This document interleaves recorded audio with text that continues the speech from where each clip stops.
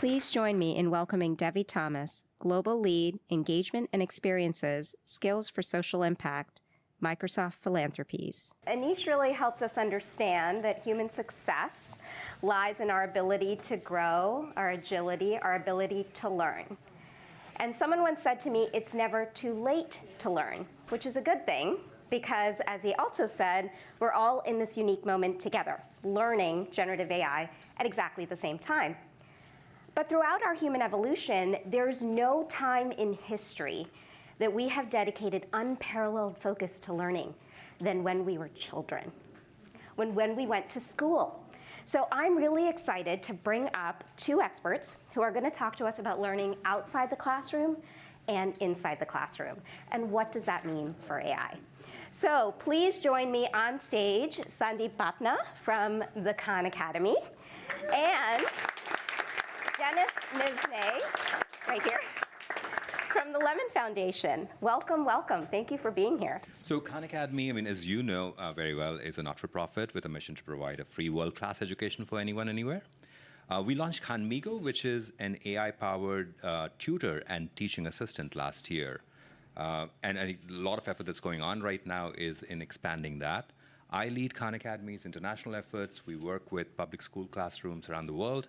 We partner with states in countries like Brazil, India, Vietnam, Bangladesh. I'm going to turn a little bit towards you as well. And then I just want to also say thank you, Microsoft, for making the donation that's helping us make the Khanmigo tools for teachers available for free in 40 plus countries right now. So thank you. Thanks a lot. Well, thank you. Well, and I have to ask, who has used Khanmigo in this room? Who's checked it out? Okay, it's feedback time. Right. We're not going to get into a product sesh here, but I think we've got the right person in the room. So Dennis, over to you. Tell us a little bit about the Lemann Foundation, your approach, your model in Brazil. We want to peel the layers a little bit and understand what actually worked in country, particularly in your partnership with Khan Academy.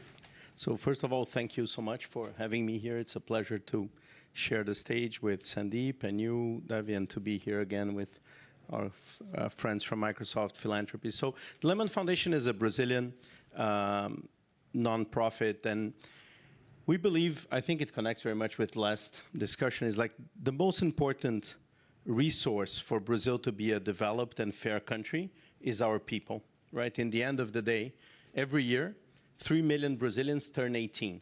And they should be joining kind of universities, higher education, vocational education, the job market, becoming entrepreneurs. But unfortunately, only about 10% of those 3 million are finishing high school with the adequate math level, for example, of what's expected to be able to go to the next level of their careers and fulfill their potential. And any country, not only Brazil, I think it's a combination of their people's potential. It's not a theoretical potential.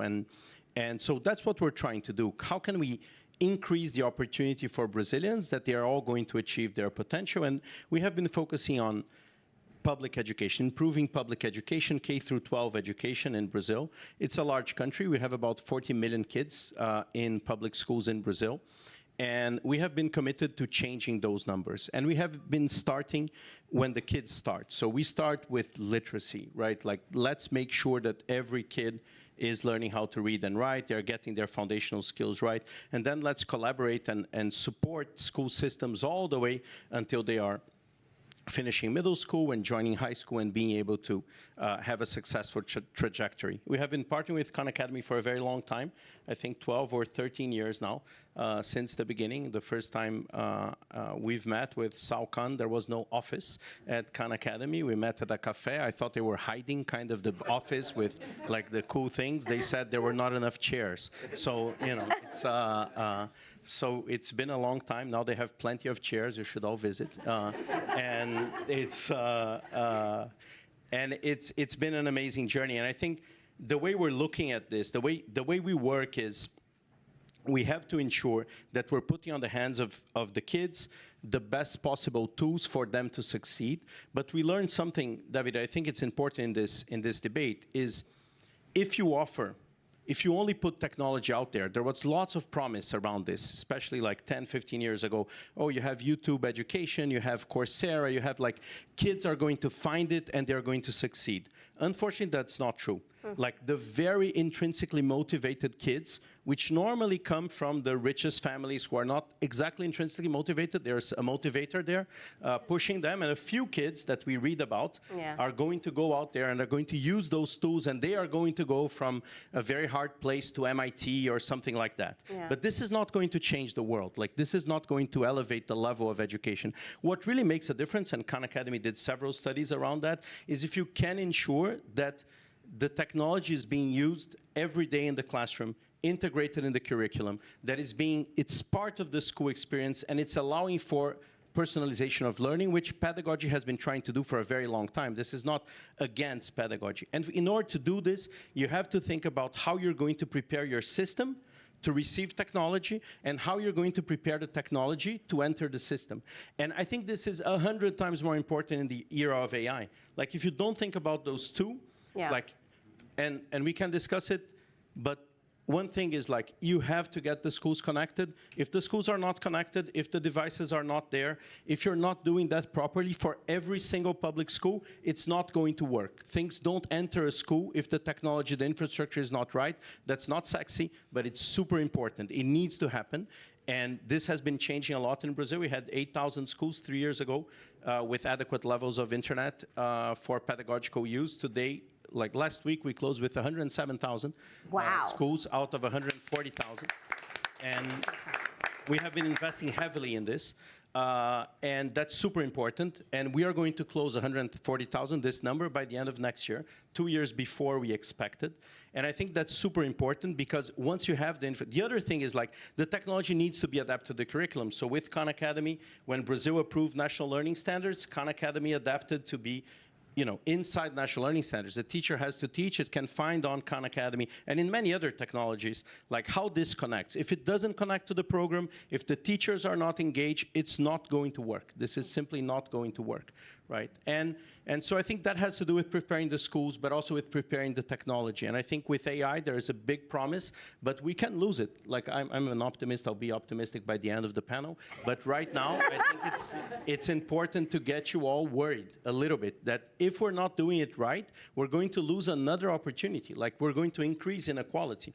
If we're not thinking about public education from day one, if we're not thinking about how this is going to connect with what's actually happening in the schools, we can discuss 21st century skills. I'm sure we're going to discuss 22nd century skills pretty soon, but we have to get, like, literacy, math. Kids need to learn kind of the basics first to be able to understand, and they need to be engaged, and they need to be in classrooms where teachers are excited to be teachers, and they're excited to learn. So we have to get this part right, and that needs partnership between all sectors involved. It needs to work with the government. It needs to work in public schools. It needs to think scale from day one. Otherwise, it will be super hard. So a very quick answer on what we're doing.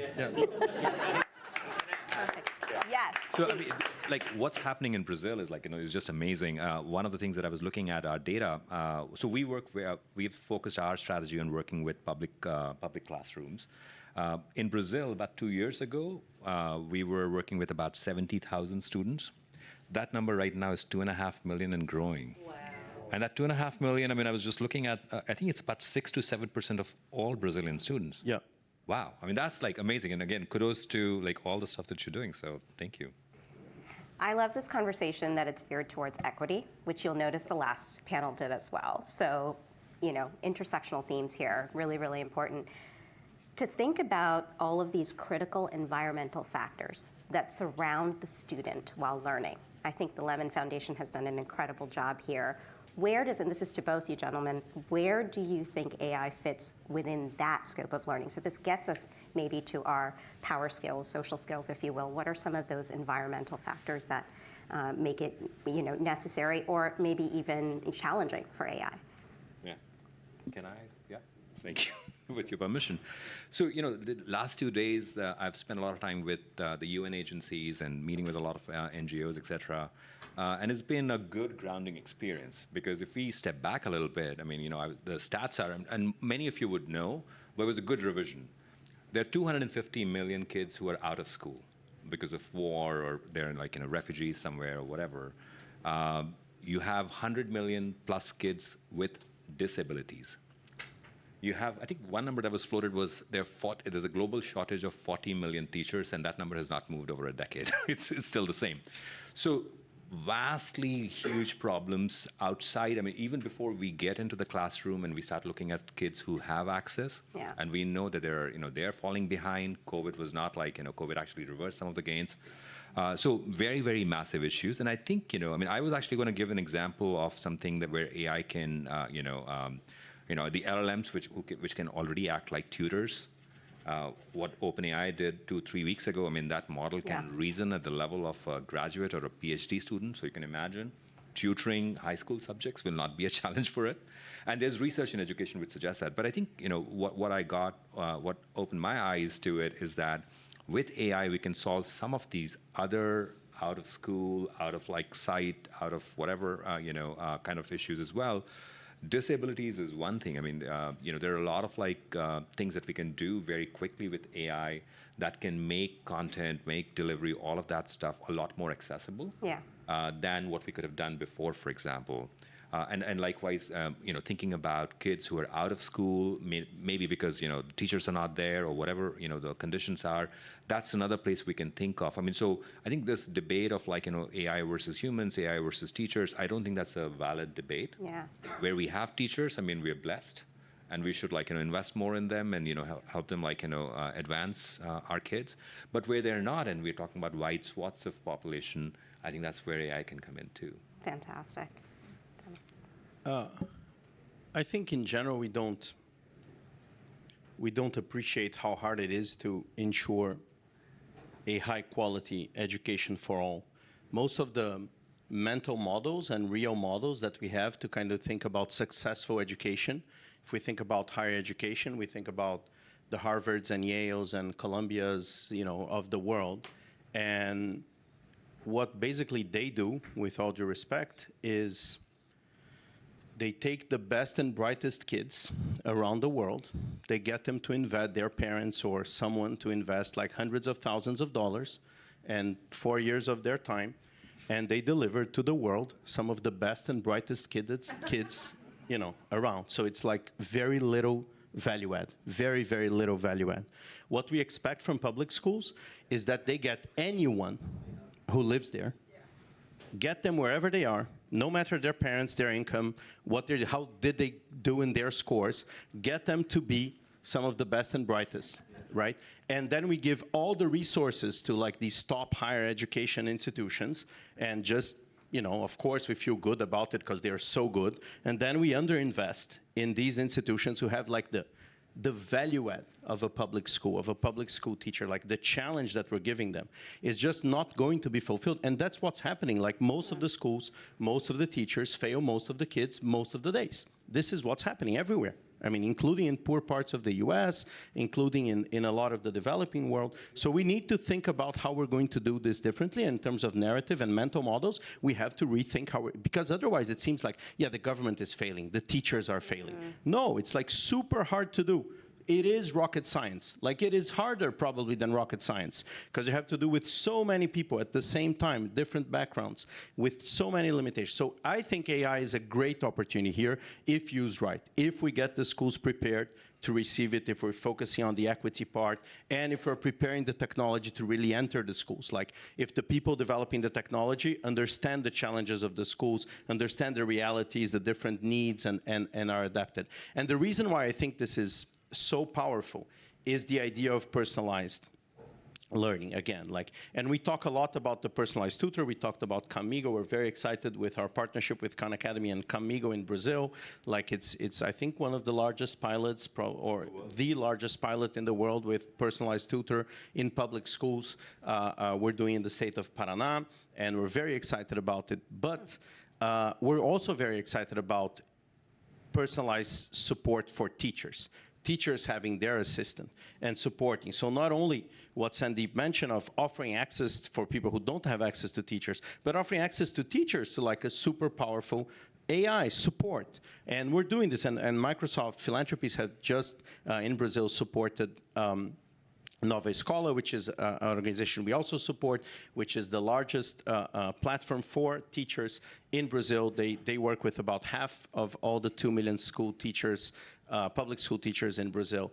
And they are getting there, like developing tools so that, you know, these teachers can be supported and think about their adaptive lesson plan, think about how to deal with discipline issues, think about how to deal with a particular kid. And now you have someone in your pocket where you can actually, send a message and find out how can I deal with that and how can I get support for that. So I'm very bullish about that because I think I see that we learned from the 15 or 20 years ago opportunities we had in education when we were too confident that technology enough would do it, and it failed us. But I think now we are capable of investing in the key organizations and parts of the system who need to work together to make the technology able to deliver on its promise. Yeah. And I think this is what we need to think about when I see around the room, like the organizations, the governments, the multilaterals, the foundations, the NGOs. We need to be thinking about that. How can we put our efforts together?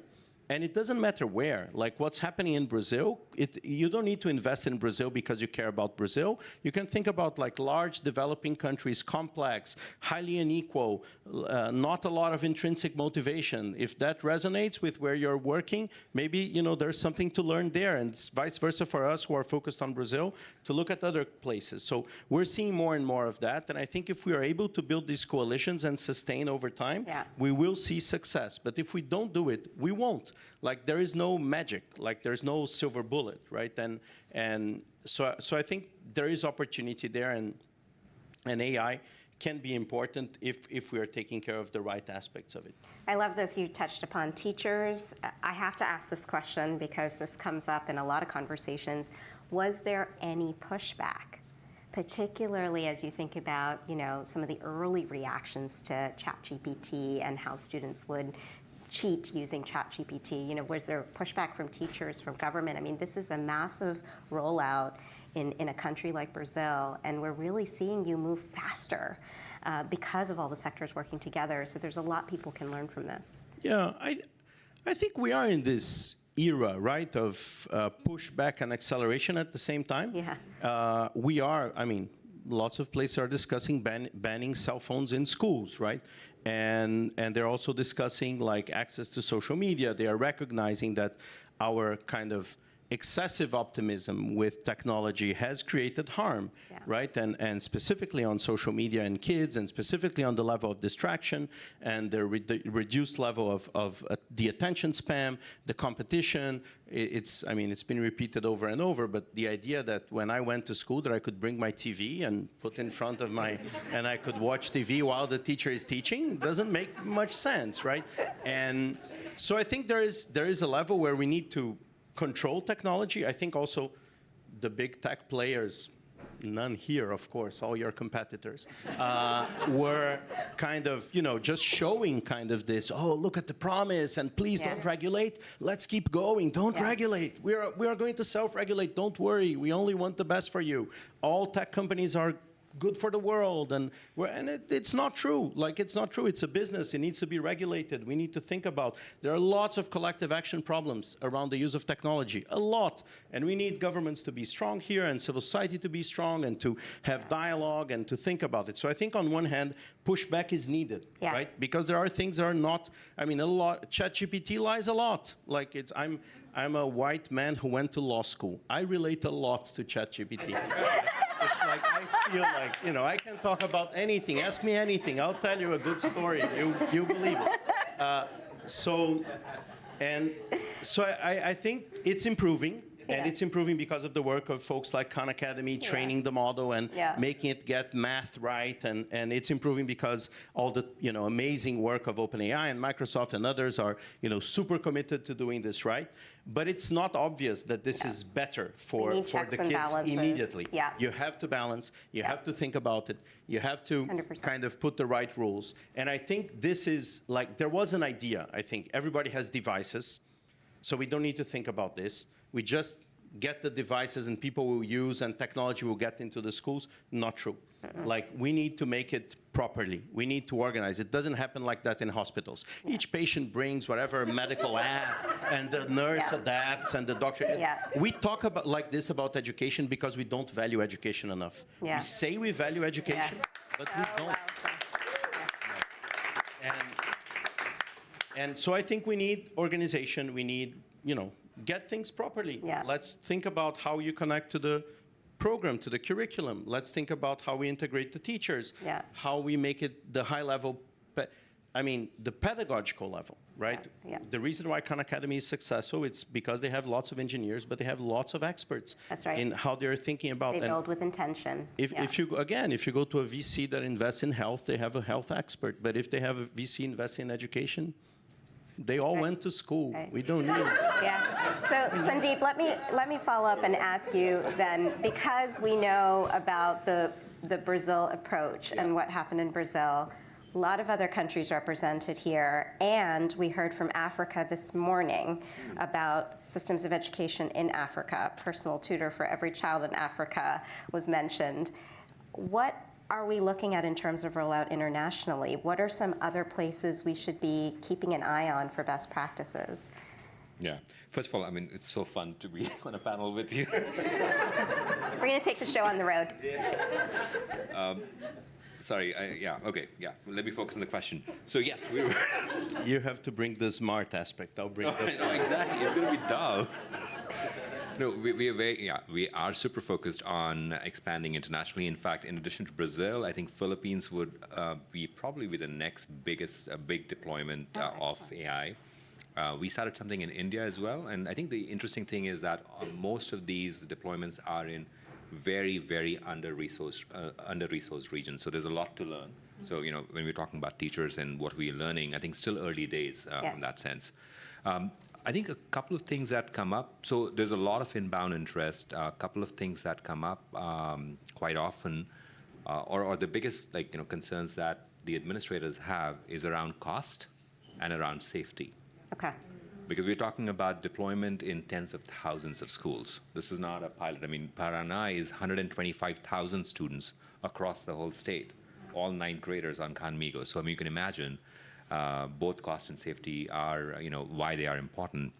So on the cost side, I would say the good news is, thanks to all the work that all the big tech companies are doing in bringing the cost down. So Khan Migo can now be available. It's come down to a price point of $1 per year per student. Per user per year. Yeah. So that's huge. And I think, hopefully, it can even go. And I think that's where I do genuinely believe that folks like Khan Academy that I represent are important players in the system to keep things in check. On the safety side, I think that's really the bigger concern that a lot of, this is a generative technology. And putting it out into the classrooms, you don't know what will happen. So there's a lot of work that we are doing ourselves, in addition to the models being checked by the model creators, by us. We're building real-time moderation tools. So for example, if you're having a conversation and it starts going into inappropriate directions, these conversations are auto-flagged immediately. All the transcripts, teachers have access to the entire transcripts that students have, their chat history with Khan Migo. So there's a lot more work to be done. But I think cost and safety are two big pillars. I think there's a lot of excitement in the system. As you mentioned, I didn't hear that. This is the first time I'm hearing a tutor for every student in Africa, and it's quite possible. But as long as we solve for these things as well. Yeah. That's a really, really exciting. Lots to talk about in the future. So let's discuss the future, shall we? So just, this is our closing question, and I really want to hear from you. What are you most hopeful about for the future of education with AI? I think what I'm most hopeful about is the fact that I see more and more people realizing the complexity of improving education at scale for everyone. I see less, I think, naivete in the sense of we're going to do it and it's going to improve by itself. I'm very excited about the idea of empowering teachers through their AI assistants or however co-pilots, this idea that I'm very excited about being able to seeing the cost reduction that this can offer. And I think the new push on getting the right infrastructure to the schools. We learned at COVID that the digital divide, the connectivity divide, is super expensive, right? The inequalities were even greater during this moment. So we cannot wait for the next pandemic, right? We need to invest in this now. We have to make sure, I think when the U.S. launched its program to connect the schools, I think President Obama at the time said we shouldn't we shouldn't expect the place we go for coffee to have Wi-Fi and not the kind of the schools where our kids are. And I think that's true in most countries now still, that you have better internet in other places. So you need to get this part right. We have these old problems that are not sexy, but we have to take care of them. Yeah. But the good news is we are learning how to do this, right? Yeah. And we can do it faster and faster and cheaper. And I think if we can do this right, and if we can have really the technology marry the pedagogy and think about it structurally, how it enters the system, I think we can see an era of growth in learning and engagement that is very different that we have been seeing in the past decade. So I'm very optimistic of where we're heading, because I think we're more conscious of the mistakes we shouldn't repeat, and we are learning from the experiences from the past. We realized also more of the role of inclusion and the different perspectives and the lots of blind spots that we had by not having diversity in the rooms and in the development of these technologies. So I think all of this makes us better prepared to not miss this opportunity. And we are seeing progress in literacy in Brazil, which I mentioned before is one of our focuses. We have been working now with 3.5 million kids out of the 5 million who are in the age where they suppose first and second grade in Brazil. We hope to get to the 5 million soon.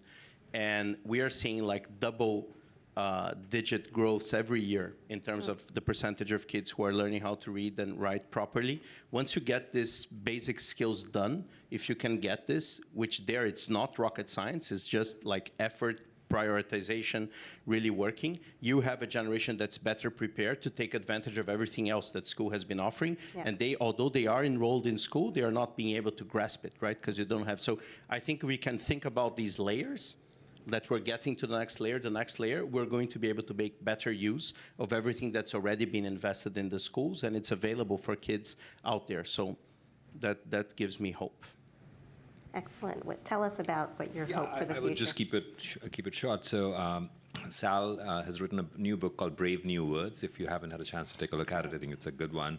And I'll just quote a line from it. I don't remember the exact words, but he says that the students who are going to use AI ethically and productively are not only going to be learning at an exponentially higher rate than the others, but that may be the biggest thing that would save their careers and keep them competitive for the rest of their career. So I think that's really the potential here. Yeah.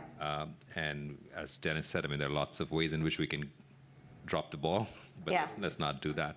Yeah, that really, really exciting potential for AI and education. I want to give a large language model thank you